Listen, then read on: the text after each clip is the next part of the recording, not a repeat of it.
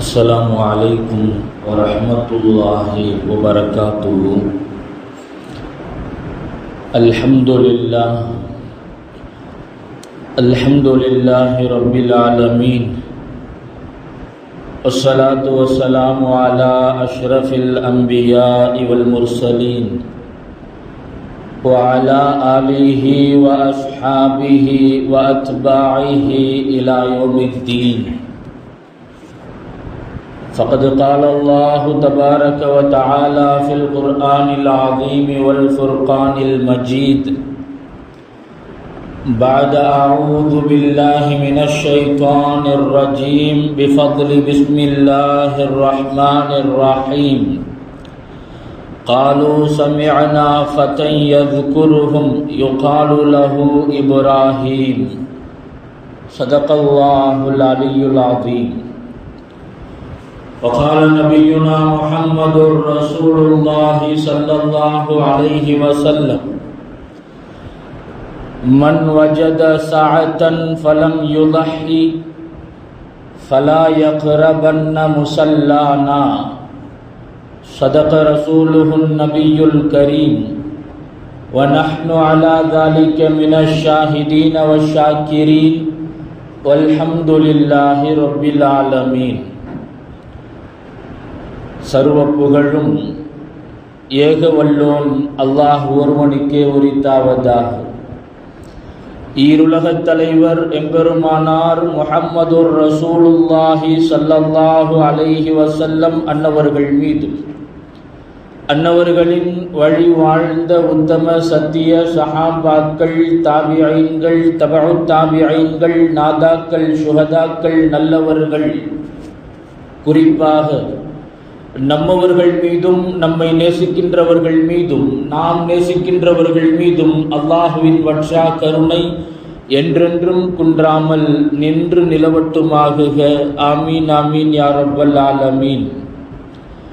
சங்கைக்கும் இறை பொருத்தத்திற்கும் உரித்தான அல்லாஹுவின் நல்லடியார்களே, அருமை முஃமினீன்களே, அல்லாஹு ஜல்ல ஷானுஹு தஆலாவின் பேரருள், பெரும் கிருபை, புனிதமும் பாக்கியமும் நிறைந்த துல்ஹஜ்ஜினுடைய முதல் 10 தினங்களை அடைகிற பெரும் பாக்கியத்தை அல்லாஹ் நம்மவர்களுக்கு வழங்கியிருக்கிறான். அல்ஹம்துலில்லாஹ். இந்த பாக்கியமான நாட்களில் என்னென்ன நலவுகளை எல்லாம் அல்லாஹ் உள்ளடக்கி வைத்திருக்கிறானோ அந்த எல்லா நலவுகளையும் நற்பாக்கியங்களையும் முழுமையாய் பெற்றுக்கொண்ட நற்பாக்கியசாலிகளாக அல்லாஹ் நம் அனைவரையும் ஆக்கி அருள் புரிவானாக. இந்த ஜும்ஆவுடைய நன்னாளில் அவனுடைய இல்லத்தில் அவனது பொருத்தத்தையும் நேசத்தையும் தேடியவர்களாய் நம்மையெல்லாம் சஞ்சரிக்க செய்த ரப்புல் ஆலமீன் அல்லாஹு தஆலா இந்த உலகத்தில் நம்மை உறவுகளாய் நட்புகளாய் ஒன்று சேர்த்தது போல் நாளை உயரிய சுவனபதியில் உத்தம நபி ஸல்லல்லாஹு அலைஹி வஸல்லம் அவர்களோடு நம்மை, நம் பெற்றோர், உற்றார் உறவுகள், மனைவி மக்கள், சந்ததிகள் அனைவரையும் அல்லாஹ் ஒன்று சேர்த்து நல்லருள் பாலிப்பானாக என்ற நல்ல துஆவோடு என் வார்த்தைகளை தொடருகிறேன். அன்பிற்கினியவர்களே, மனிதர்களாய் பிறந்த ஒவ்வொருவருக்கும் ஏதாவது ஒரு இலக்கு, ஒரு லட்சியம் என்று ஒன்று இருக்கும். ஒவ்வொரு மனிதனும் ஏதாவது ஒரு இலக்கை நோக்கியே பயணித்துக் கொண்டிருக்கிறான், நகர்ந்து கொண்டிருக்கிறான். இது உலகத்தினுடைய அமைப்பு. அந்த இலக்கு சின்ன விஷயமாக இருக்கலாம் அல்லது மிகப்பெரிய விஷயமாக இருக்கலாம். ஆனால் ஒவ்வொருவருக்கும் ஒரு இலக்கு என்று ஒன்று இருக்கும். நாம் எதை இலக்காக, லட்சியமாக கொண்டிருக்கிறோமோ அதை சில சமயம் நம்மால் எட்டி பிடிக்கவும் முடியும். சில சமயம் அதை இழக்கக்கூடிய, அதை பிடிக்க முடியாத நிலையிலும் சில சந்தர்ப்பங்கள் அமைந்து விடக்கூடும். சில பேர் லட்சியங்களை அடைவார்கள், சில பேர் லட்சியங்களை அடையாமலேயே அதனுடைய முயற்சியில் தோற்று போவார்கள்.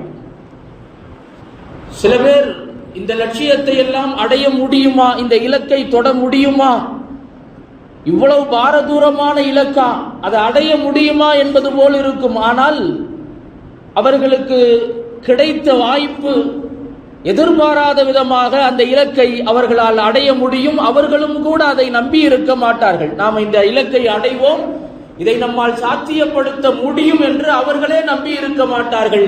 சில நேரம் அப்படியான சூழலும் அமைந்து போகும்.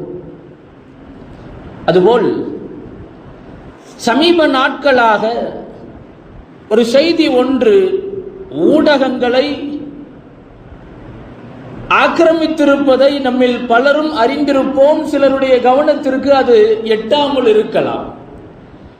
நாமெல்லாம் குர்பானிக்காக வேண்டி ஆட்டை வாங்குவதா, மாட்டை வாங்குவதா, பங்கிலே சேருவதா என்ற அந்த சிந்தனையிலே நாம் நகர்ந்து கொண்டிருக்கிற இந்த வேளையில் ஊடகத்தில் ஒரு பெரும் சர்ச்சை, ஒரு பெரும் பேசுபொருளாக ஒரு செய்தி உலா வந்து கொண்டிருப்பதை நம்மில் பல பேர் அறிந்திருக்க வாய்ப்பு இருக்கிறது.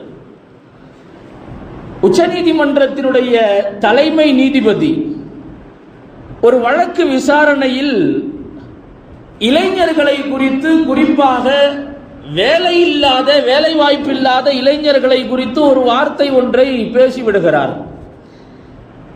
எந்த வேலை வாய்ப்பும் இல்லாமல் வேலை வெட்டிக்கு போகாம சும்மா இருக்கக்கூடிய சில இளைஞர்கள் கரப்பான் பூச்சிகளை போல, இந்த காக்ரோச் அப்படிங்கிற வார்த்தையை பயன்படுத்தி சொல்றார் ஆங்கிலத்தில், கரப்பான் பூச்சிகளை போல ஊடகங்களை, செய்தி ஊடகங்களை அவர்கள் கையில் எடுத்துக் கொள்கிறார்கள், அவர்களாக சில செய்திகளை உருவாக்கி கொண்டிருக்கிறார்கள் என்ற ஒரு கருத்தை அவர் முன்வைக்கிறார்.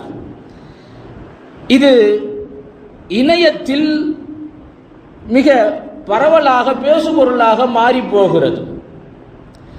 இளைஞர்களை எல்லாம், வேலைவாய்ப்பில்லாத இளைஞர்களை எல்லாம் கரப்பான் பூச்சிகளாக, கரப்பான் பூச்சிகளை போல என்று எப்படி சொல்லலாம்? இளைஞர்களுக்கு மத்தியிலே இது பெரிய பேசுபொருளாக மாறி போக, அதற்கு பல விளக்கங்கள் கொடுக்கப்பட்ட பிறகும் கூட அது எப்படி சொல்லலாம் இளைஞர்கள் எல்லாம் கரப்பான் பூச்சி அப்படின்னு? ஒரு இளைஞர், மகாராஷ்டிராவை சேர்ந்த ஒரு இளைஞர், அவர் ஒரு செய்தியை, ஒரு குறுஞ்செய்தியை பதிவிடுகிறார். நம்மளை கரப்பான் பூச்சின்னு சொல்றாங்க, நீங்கள் எல்லாம் கௌரவமாக, கண்ணியத்தோடு நான் கரப்பான் பூச்சி தான் அப்படின்னு பெருமையோடு பதிவிடுங்கள் என்று ஒரு செய்தியை போடுறார். அதை பார்த்த இளைஞர்கள் எல்லாம் லட்சக்கணக்கில் அதற்கு ஆதரவு தெரிவிக்கிறார்கள். பல பேர் அதற்கு, அந்த கருத்தோடு ஒத்து போகிறார்கள்.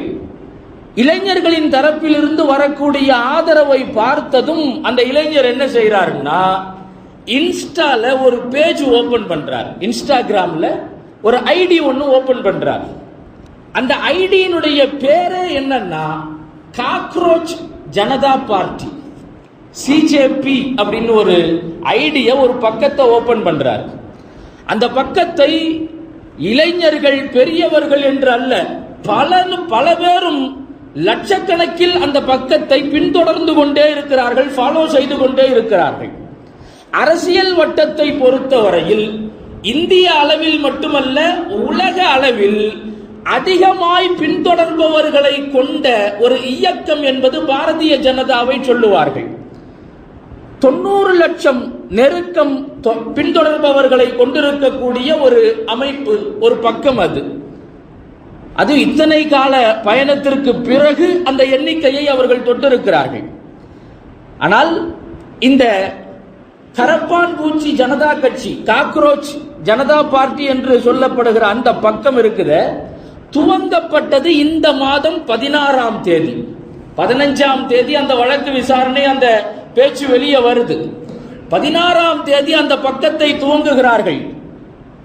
இந்த 4-5 நாட்களில் மட்டும் அந்த பக்கத்தை பின்தொடர்ந்தவர்களினுடைய எண்ணிக்கை 1,70,00,000 கடந்திருக்கிறது. 1,70,00,000 தாண்டி இருக்கிறது. இதுல ஆச்சரியம் என்னவென்றால், அவர்கள் மிக அமைதியாக, நிசப்தமாக, வெளியில் எந்த விதமான தடால்முடால் என்ற எந்த விதமான இயக்கமும் இல்லாமல் ஆன்லைனில் மட்டுமே அவர்கள் இயங்கி வருகிறார்கள்.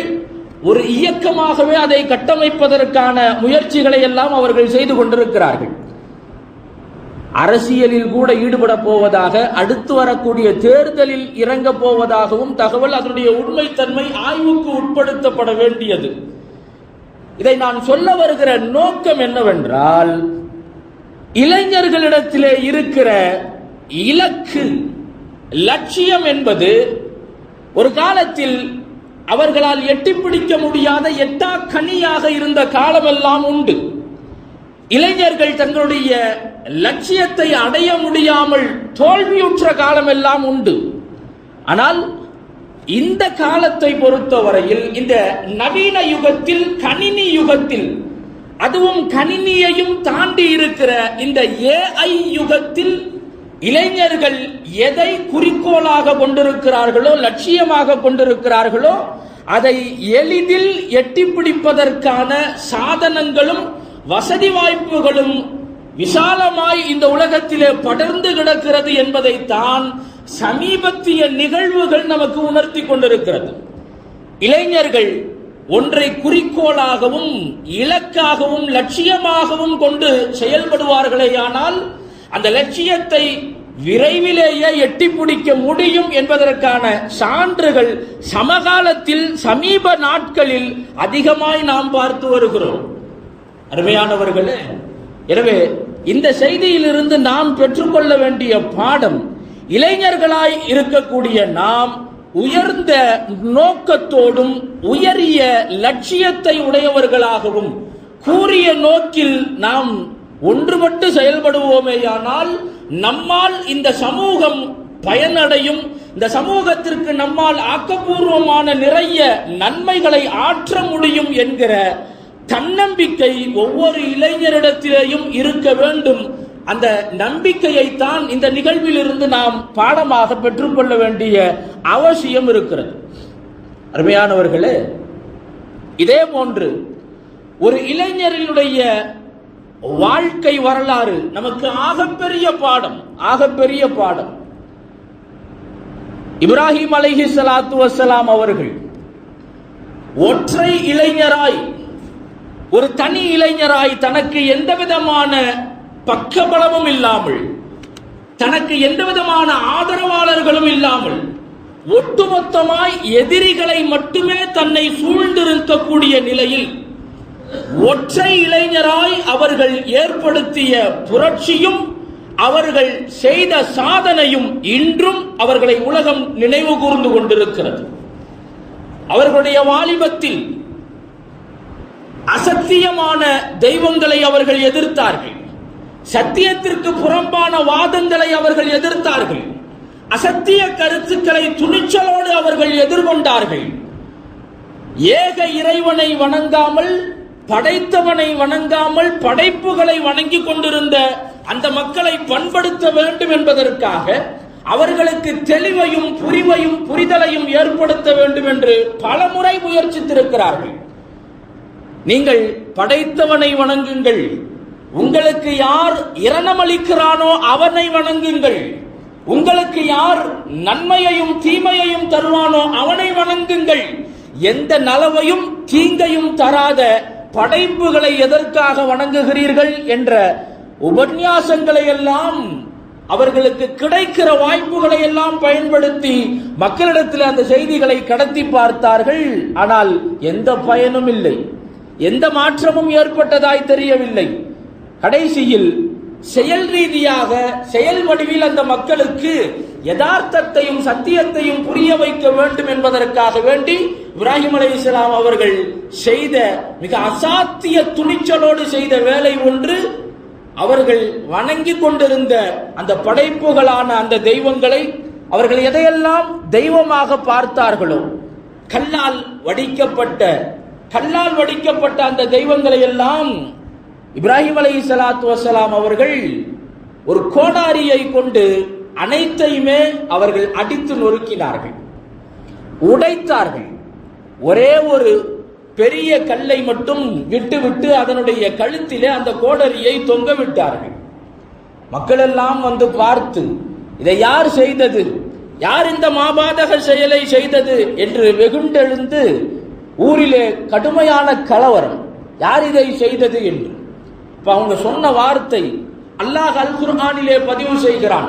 காலு சமிஅனா ஃபதன், ஒரு இளைஞர் இருக்கிறார், ஒரு வாலிபர் இருக்கிறார், யذ்குருஹும், நம்முடைய தெய்வங்களை எல்லாம் அவர் குறை சொல்லிக்கிட்டே இருப்பார். இவங்களை ஏன் வணங்குறீங்க, இவங்க உங்களுக்கு என்ன செய்வாங்க, என்ன செஞ்சிட்டாங்க என்று குறை சொல்லிக் கொண்டே இருப்பார்.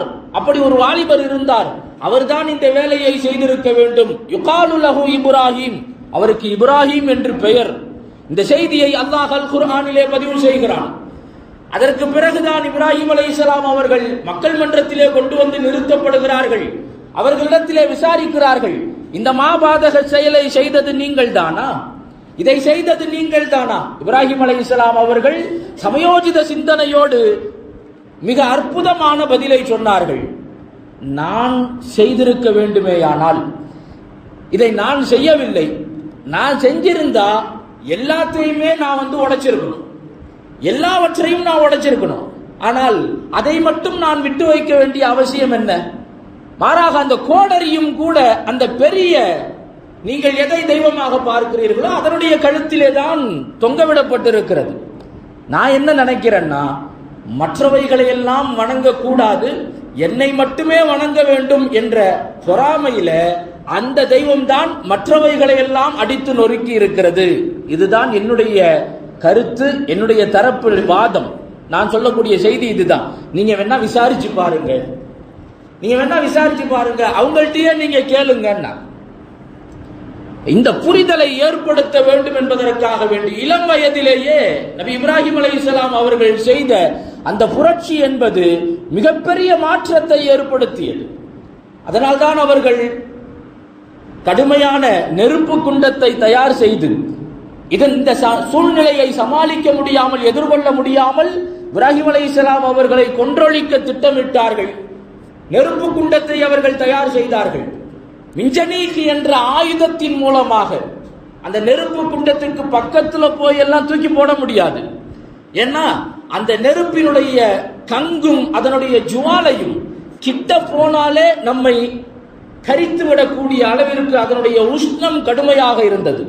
அதனால் ஒரு ஆயுதத்தின் மூலமாக, ஒரு சாதனத்தின் மூலமாக, மிஞ்சனீகி என்கிற சாதனத்தின் வழியாக அதிலே உட்கார வைத்து அதிலிருந்து தூக்கி வீசினார்கள் இப்ராஹிம் அலைஹிஸ்ஸலாம் அவர்களை. அந்த நேரத்திலும் கூட இப்ராஹிம் அலைஹிஸ்ஸலாம் அவர்கள் துணிச்சலோடு சொன்ன வார்த்தை ஹஸ்பி அல்லாஹு வ நிஅமல் வக்கீல்.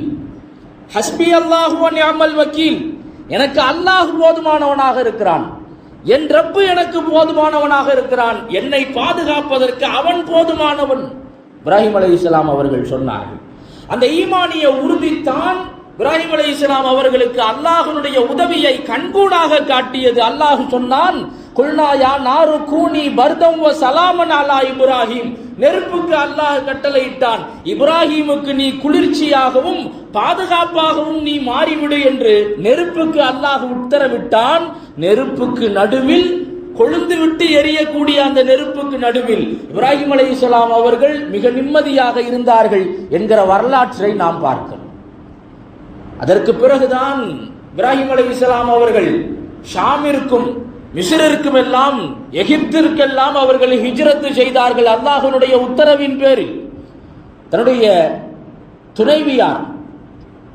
துணைவியார் சாரா அலைஹிஸ்ஸலாம் அவர்களோடு மிஸ்ரிற்கெல்லாம், ஷாம் தேசத்திற்கெல்லாம் அவர்கள் ஹிஜ்ரத் செய்தார்கள். அதுவரையிலும் சாரா அலைஹிஸ்ஸலாம் அவர்களுக்கு குழந்தை இல்லை. இப்ராஹிம் அலைஹிஸ்ஸலாம் அவர்கள் குழந்தை வேண்டும் என்ற ஆசை அவர்களிடத்திலே இருந்தது. அல்லாஹு தஆலா குழந்தை செல்வத்தை தர வேண்டும், அல்லாஹ்ட்ட அதிகமா துஆ செய்வாங்க. பிள்ளையின் மீது அவர்களுக்கு அந்த அளவிற்கு ஆசை இருந்தது.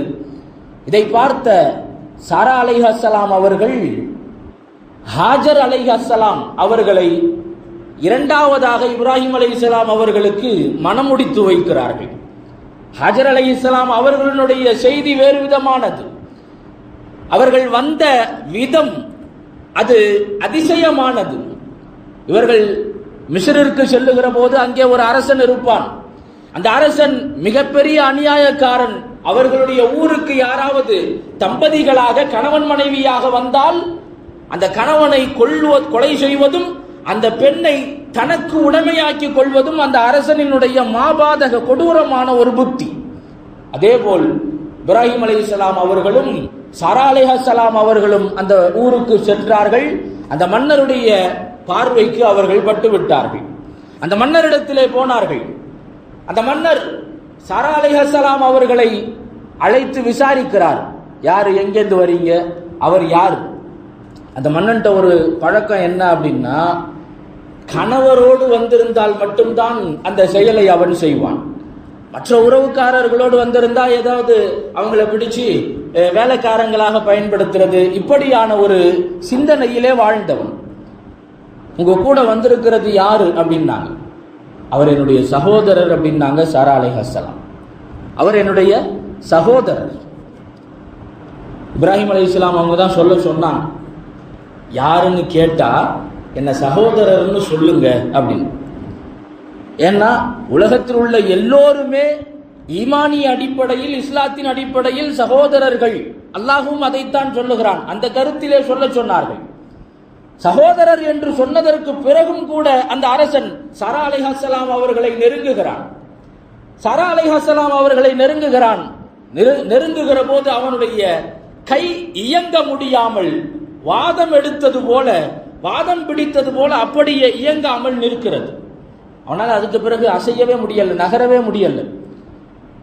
ஏதோ நிலைமையை கொஞ்சம் அவதானித்த அந்த அரசன் சாரா அலைஹிஸ்ஸலாம் அவர்களிடத்திலே சொன்னான், என்னை மன்னிச்சிருங்க, நான் ஏதோ தப்பு பண்ணிட்டேன், உங்களை நான் நெருங்கிறதுக்கு நினைச்சது தப்பு தான், என்னை மன்னிச்சிருங்க அப்படின்னு சொன்னப்போ அவனுடைய நிலைமை சரியானது.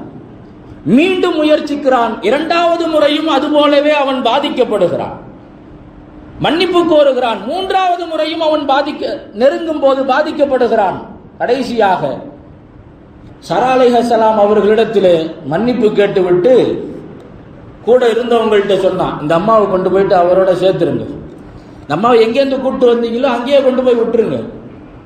நீங்க கூட்டு வந்தது ஒரு சாதாரண மனுஷன் மாதிரியே தெரியல. அவன் சொன்ன வார்த்தை, ஒரு சாத்தானை என்னிடத்திலே அழைத்து வந்திருக்கிறீர்கள், நெருங்கவே முடியல, என்ன அந்த அளவுக்கு கட்டுப்படுத்தக்கூடிய ஒரு சக்தி. எங்கேருந்து கூட்டு வந்தீங்களோ அங்கேயே கூட்டு போயிருங்க, என்ன மன்னிச்சிருங்க, நான் செஞ்சது தப்பு தாண்டு ஹாஜர் அலைஹிஸ்ஸலாம் அவர்களை அன்பளிப்பாக ஒரு பணியாளராக அந்த அரசன் கொடுத்தான். அந்த ஹாஜர் அலைஹிஸ்ஸலாம் அவர்களைத்தான் சாரா அலைஹிஸ்ஸலாம் அவர்கள் இப்ராஹிம் அலைஹிஸ்ஸலாம் அவர்களுக்கு திருமணம் செய்து வைத்தார்கள். சாரா அம்மையார் மூலமாக இப்ராஹிம் அலைஹிஸ்ஸலாம் அவர்களுக்கு அல்லாஹு தஆலா குழந்தை செல்வத்தை அல்லாஹ் கொடுத்தான். ஹாஜர் அலைஹிஸ்ஸலாம் அவர்கள் மூலமாக, ஹாஜர் அலைஹிஸ்ஸலாம் அவர்களின் மூலமாக அல்லாஹ் இஸ்மாயில் அலைஹிஸ்ஸலாம் அவர்களை இப்ராஹிம் அலைஹிஸ்ஸலாம் அவர்களுக்கு அல்லாஹ் கொடுத்தான். அதற்கு பிறகு சாரா அலைஹிஸ்ஸலாம் அவர்களுக்கு அல்லாஹ் குழந்தை பாக்கியத்தை கொடுத்தான். நபி இஸ்ஹாக் அலைஹிஸ்ஸலாத்தை அல்லாஹ் கொடுத்தான். அதற்கு பிறகுதான் ஹாஜர் அலைஹிஸ்ஸலாம் அவர்களையும் இஸ்மாயில் அலைஹிஸ்ஸலாம் அவர்களையும் மக்காவிலே கொண்டு வந்து அவர்களை விட்டு செல்லுமாறு அல்லாஹ் உத்தரவிட்டான். அந்த இடத்திற்கு வந்தார்கள். வந்த செய்தி எல்லாம் நமக்கு தெரியும். அவர்களின் மூலமாகத்தான் அல்லாஹ் ஜம்சம் கிணறை அல்லாஹ் உருவாக்கினான். ஜம்சம் நீரை அல்லாஹ் இந்த உலகத்திற்கு தந்ததும் இஸ்மாயில் அலைஹிஸ்ஸலாம் அவர்கள் இப்ராஹிம் அலைஹிஸ்ஸலாம் அவர்களின் குடும்பத்தின் வழியாகத்தான்.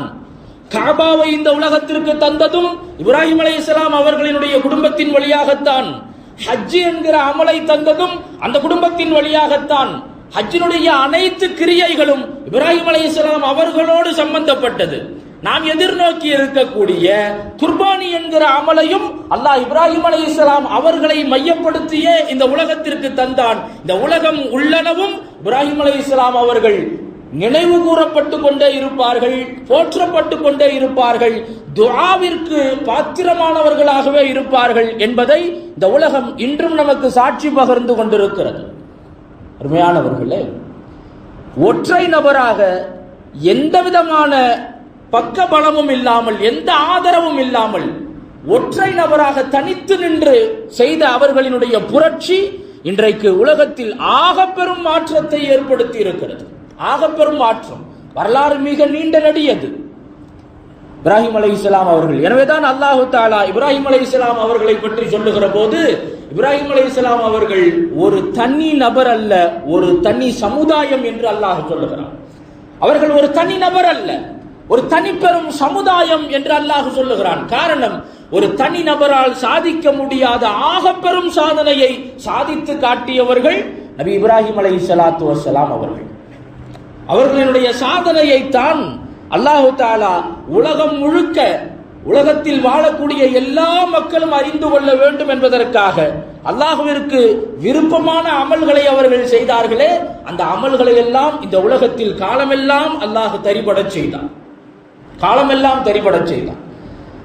அதனுடைய வெளிப்பாடாகத்தான் இன்றைக்கும் நாம் குர்பானி கொடுக்கிறோம், அல்லாஹ்விற்காக வேண்டி அறுத்து பலியிடுகிறோம். அல்லாஹ் சொல்லுவான், ஃபஸல்லி லிரப்பிக வன்ஹர், உங்களுடைய இறைவனுக்காக வேண்டிய நீங்கள் தொழுங்கள், உங்களுடைய இறைவனுக்காக வேண்டிய நீங்கள் குர்பானி கொடுங்கள், அறுத்து பலியிடுங்கள் என்று அல்லாஹ் சொல்லுவான். குர்பானி அது இப்ராஹிம் அலைஹிஸ்ஸலாம் அவர்கள் அல்லாஹ்விற்காக வேண்டியே செய்த அமல். அது அல்லாஹ்விற்காக வேண்டி செய்த அமல். அதனுடைய பலனாக இன்றைக்கு நாமும் குர்பானி கொடுக்கிறோம் என்றால் நம்முடைய அந்த அமலிலும் இஹ்லாஸ் என்பது மிக மிக அவசியமானதாக இருக்கிறது. அடுத்தவரின் பார்வைக்காக, பிறரினுடைய கவனத்திற்காக, அடுத்தவர்கள் புகழ்வதற்காக வேண்டி என்ற நோக்கெல்லாம் இல்லாமல் முழுக்க முழுக்க என் ரப்பிற்காக வேண்டி அல்லாஹ் சொல்லுவது போல ஃபஸல்லி லிரப்பிக வன்ஹர், உங்களுடைய இறைவனுக்காக நீங்கள் அறுத்து பலியிடுங்கள், வேறு யாருக்காகவும் அல்ல, உங்களுடைய இறைவனுக்காக, ரப்புக்காக வேண்டி அருங்கள் என்று அல்லாஹ் சொல்லுகிறானே, அந்த இஹ்லாஸான நிய்யத்தோடு இந்த அமலை நாம் அணுக வேண்டும். ஹிஜ்ரி 2ஆம் ஆண்டு, ஹிஜ்ரி 10 தான் அல்லாஹு தஆலா ஹஜ்ஜை கடமையாக்கினான். குர்பானி என்பது காலம் காலமாக நடந்து வரக்கூடிய அமல். அது ஒவ்வொரு உம்மத்திலும் அதனுடைய வடிவம் வேண்டுமானால் வேறு மாதிரியாக இருக்கலாம். ஆனால் குர்பானி என்பது அல்லாஹ்விற்கு மிக மிக விருப்பமான அமல். அந்த அமலை இஹ்லாஸோடு நாம் நிறைவேற்றுகிற போது அல்லாஹ்வுடைய நெருக்கத்தை நம்மால் பெற்றுக்கொள்ள முடியும், அல்லாஹ்வுடைய நேசத்தை நம்மால் அடைந்து கொள்ள முடியும். அந்த அமலை தூய்மையான எண்ணத்தோடு, இஹ்லாஸான நிய்யத்தோடு அதை நாம் செய்ய வேண்டும். அதற்கு முந்தைய நாள் ஈதுல் அத்ஹா, பிறை 10க்கு முன்னால் 9ஆம் நாள் யௌம அரஃபா. அரஃபாவுடைய நாளில் மிக குறிப்பாக நாம் கவனப்படுத்த வேண்டிய ஒரு அமல் அரஃபாவினுடைய நோன்பு. அரஃபா நாளினுடைய நோன்பு மிக மிக பாக்கியமான ஒரு நோன்பு. நபி ஸல்லல்லாஹு அலைஹி வஸல்லம் அவர்கள் அந்த நோன்பினுடைய நன்மையை சொல்லி தருவார்கள். சியாமு யௌமி அரஃபா அஹ்தஸிபு அலல்லாஹ் ஐ யுகஃபிர ஸனத்தல்லதி கப்லஹ் வல்லதி பஅதஹ். அந்த ஒரு நாள் நாம் நோக்கிற நோன்பு என்பது அதற்கு முந்தைய வருடத்தின், பிந்தைய வருடத்தின் 2 வருடங்களினுடைய பாவங்களுக்கான பரிகாரமாக அமையும் என்பதாக ரசூலுல்லாஹி ஸல்லல்லாஹு அலைஹி வஸல்லம் அவர்கள் சொல்லுவார்கள்.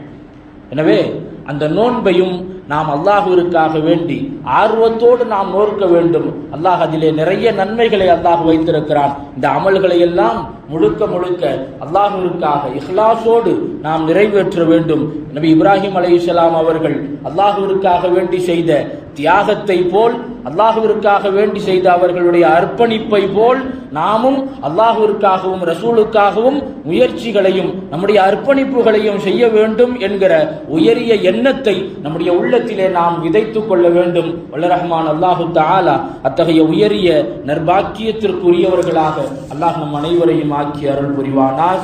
பிஹக்கி சய்யிதினா முஹம்மதின் ஸல்லல்லாஹு அலைஹி வஸல்லம் வ ஆகிர் தஅவானா அனில் ஹம்துலில்லாஹ்.